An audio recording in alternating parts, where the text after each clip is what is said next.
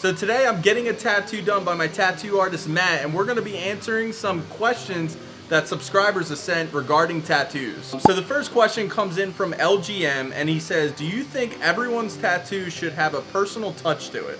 Meaning personal meaning. A tattoo having a meaning definitely makes it more sentimental and special to a person, but I don't think it should or it has to. Like, I feel like people get tattoos nowadays the same way people collect artwork. Like, you have people that get a lot of tattoos, they, refer to them as collectors now. So I don't think personal meaning is that important. Alright. If I mispronounce anybody's name, I do apologize. I'm not good with names. So this next question comes in from Becca Sharkey, and she says, hey Matt, on cover-up tattoos, is it better to begin laser treatment first, or just let your tattoo artist work around with what you currently have? Getting a laser first always makes it easier, but sometimes tattoos are, if they're small enough or faded enough that lasering might just be like unnecessary altogether. So it really depends on what you're covering up. If you have large, dark, heavy outlines, say like tribal or something like that, lasering is definitely the way to go. But if you have like a smaller, really done, half it fell out, old, faded something or other, most quality tattooers can just blow right over that.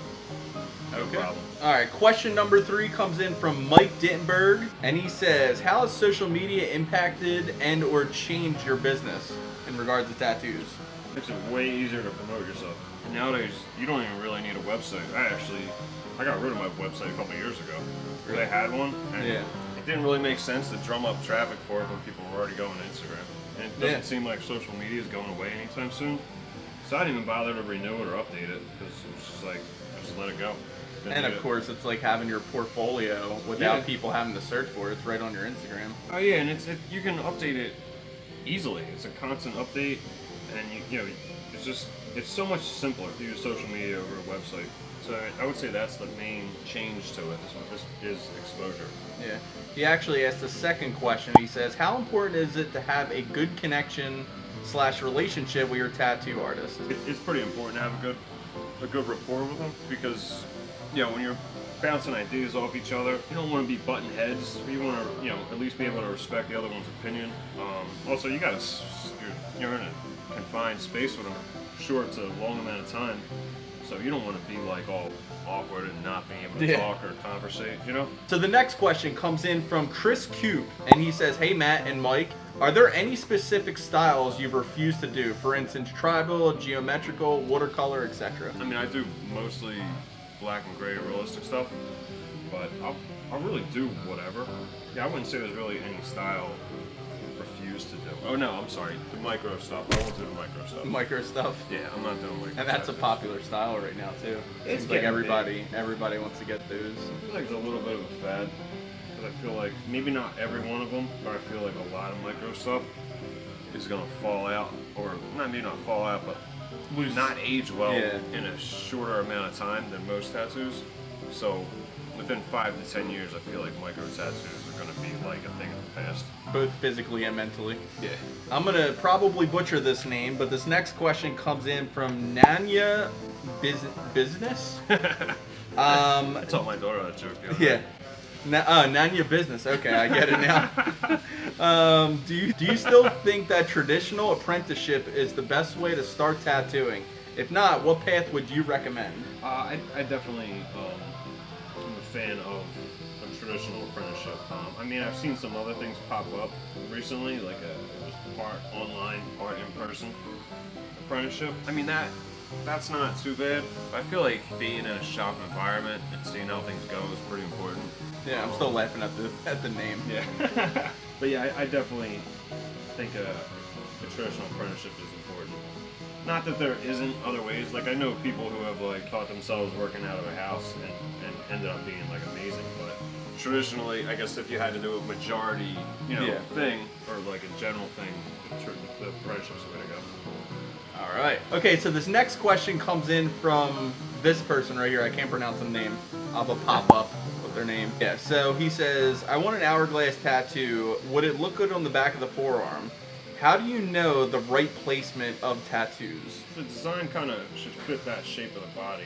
Like I don't like to put any kind of circular kind of you know, tattoos or parts of the shape on like uneven parts of the body. Like you wouldn't put a circular piece or a face on top of like, see how the elbow dips in right there? Yeah. You wouldn't put it there because the circle's gonna look super wonky. It's almost like puzzle pieces, like, you know, like this, the way that Gohan sits on the arm, it's like bigger at the top and it kind of tapers down. So it fits nicely there. Yeah. And most tattoos you want to fit in like a vertical kind of shape, and it usually gets smaller as it goes down. Fit the body shape. Have designs that blend well with the body. Flow with the muscles. So this next question comes in from Alan G. And he says, what are the best places to get your first tattoo? Secure job and income, no interference with company policy. Upper arm, chest, back, you know, thigh. You're never going to be wearing like short shorts to like a professional, you know, business type job. Yeah. So a thigh would, or like the back would probably be the safest bet for that. This next question comes in from Marcel Lemons, and he says, what is the most difficult tattoo that you ever did? I have a hard time doing like kind of chandelier looking pieces that girls get on their sternum, on their stomach. Oh, yeah, They're difficult to do because of where they are, like leaning over. Yeah. It's hard on my back. So they're fairly difficult. This next question comes in from Rain CSGO, and they say, what is the craziest thing someone wanted him to tattoo on them? I got a pretty cool one. It's pretty out there coming up. It's like a T-Rex being eaten by like giant Venus flytraps. Wow. Get that coming up. It's on a full back piece, so that'll be pretty nuts. So start it in like the summertime or in the fall or something. Okay, next question comes in from Reese Williams. Any recommendation for a first tattoo in terms of size, color, or black and gray? Not necessarily. You should just get what you want. I would never tell someone they should compromise what they want to get just because they think it might like hurt. You know? Yeah. Like, get what you want. Because if you kind of settle, you're always going to be kind of unhappy with it. Yeah, you just settle for... Yeah, and you're going to be like, oh, I wish I got the other thing that I really wanted. Alright, black and gray or color for a first tattoo? Or it doesn't really matter? I don't think it matters. It's just whatever you want to get it. Guys, if you have any other questions regarding tattoos, leave them in the comments section right down below. And if you enjoyed this video, be sure to subscribe and don't forget to hit the bell notification just so you don't miss future videos. And I'll see you in the next video. Peace.